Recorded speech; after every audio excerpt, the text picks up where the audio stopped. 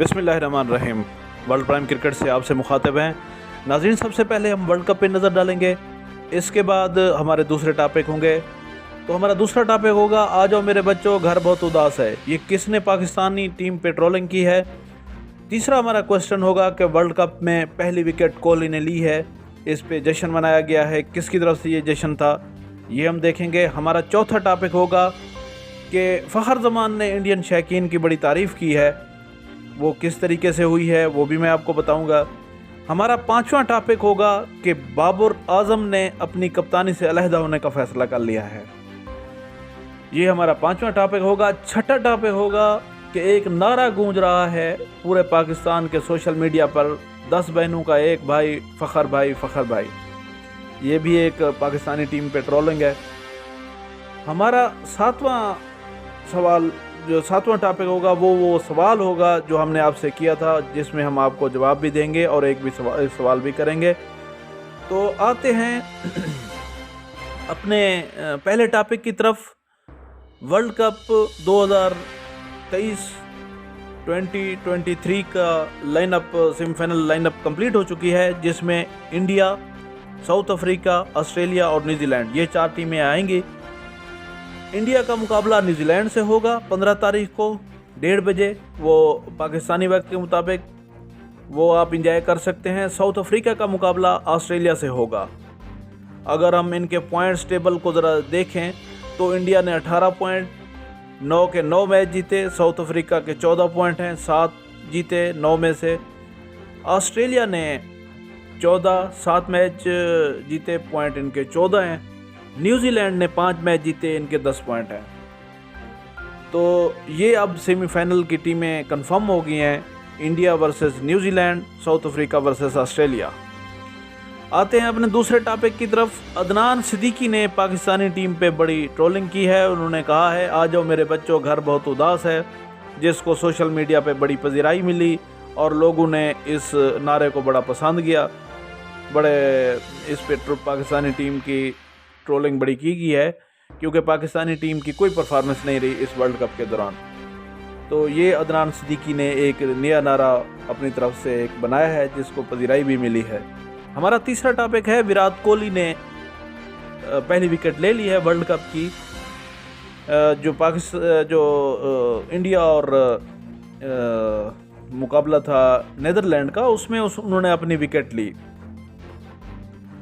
तो इस पे अनुष्का ने बड़े भंगड़े डाले, वो बड़े वायरल हुए सोशल मीडिया पे, पाकिस्तान और इंडिया के शौकीन ने उसको बड़ा पसंद किया।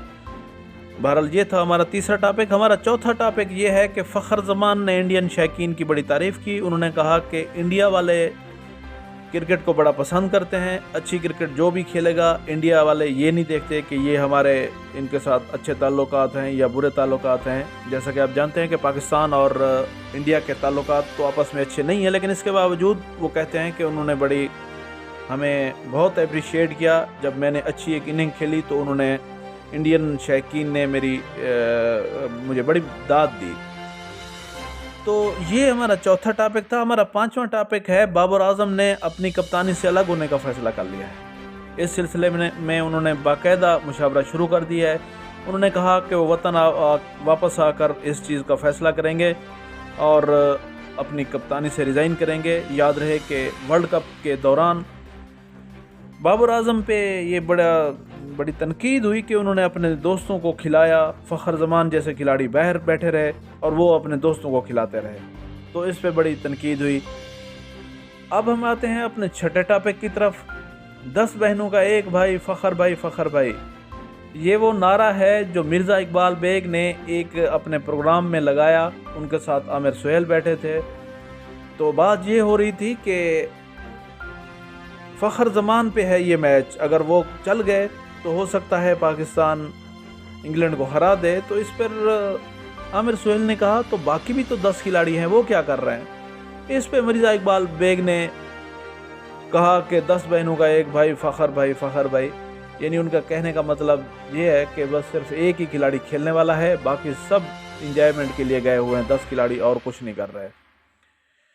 तो ये था हमारा छठा टॉपिक। हमारा सातवां टॉपिक वो क्वेश्चन था जो हमने पिछले व्लॉग में आपसे किया था कि गॉड ऑफ क्रिकेट किसको कहा जाता है। तो नाजरीन, सचिन तेंदुलकर इंडियन प्लेयर, बहुत अच्छे खिलाड़ी, सचिन तेंदुलकर को गॉड ऑफ क्रिकेट कहा जाता है। उन्होंने अगर उनके एक कैरियर को ज़रा हम देख लें तो 24 अप्रैल 1973 को मुंबई में वो पैदा हुए। उन्होंने 100 सेंचुरियाँ की, नंबर ऑफ़ सेंचुरीज उनकी 100 है, इसलिए उनको क्रिकेट गॉड कहा जाता है। उन्होंने टेस्ट मैच 200 खेले, जिसमें तकरीबन उन्होंने 16,000 रन किए, 53.8 की एवरेज से। 248 उनका हाईएस्ट स्कोर था और उन्होंने 51 सेंचुरीज की हैं। ओडीआई को अगर हम देखते हैं तो ओडीआई में उन्होंने 463 मैच खेले, 463 और 18,426 रन बनाए उन्होंने 44.8 की एवरेज से। हाईएस्ट स्कोर उनका 200 है, 200, और उन्होंने 49 सेंचुरियाँ की। उन्होंने डेब्यू पाकिस्तान के खिलाफ कराची में किया था 1989 में। उनका लास्ट मैच जो था वो 2013 में था, 16 नवंबर को 2013 में उन्होंने अपना आखिरी मैच खेला। मुझे याद है 2003 के एक मैच में, वर्ल्ड कप का एक मैच था, जब पाकिस्तान ने एक अच्छा खासा टोटल कर लिया तो हर कोई मुतमईन था, सेटिस्फाई था कि आज पाकिस्तान इंडिया को पहली दफ़ा वर्ल्ड कप में हरा देगा। लेकिन तेंदुलकर ने अकेले खड़े होकर वो मैच जितवाया था, जिसमें वसीम, शुएब और वकार जैसे बड़े मंजे हुए बॉलर मौजूद थे, लेकिन वो आउट नहीं कर सके थे उनको। तो नो डाउट सचिन तेंदुलकर एक बहुत बड़ा खिलाड़ी, और मैं पर्सनली भी उसको लाइक करता हूँ, उनकी बैटिंग। और उस दौर में तो होता भी यही था कि अगर तेंदुलकर आउट हो गए तो फिर इंडिया टीम हार गई, ये कंसीडर किया जाता था। बहरहाल ये था आज के सवाल का जवाब। तो God of cricket Sachin Tendulkar को कहा जाता है। अब मेरे सवाल का एक और सवाल का जवाब देना है कि फादर ऑफ क्रिकेट किसको कहा जाता है। इसका जवाब मैं अपने अगले व्लॉग में दूंगा। नाज़रीन, आपने हर सूरत इस सवाल का जवाब देना है। हमारे चैनल को लाइक करें, शेयर करें और सब्सक्राइब करें। Thank you so much. अल्लाह हाफ़िज़।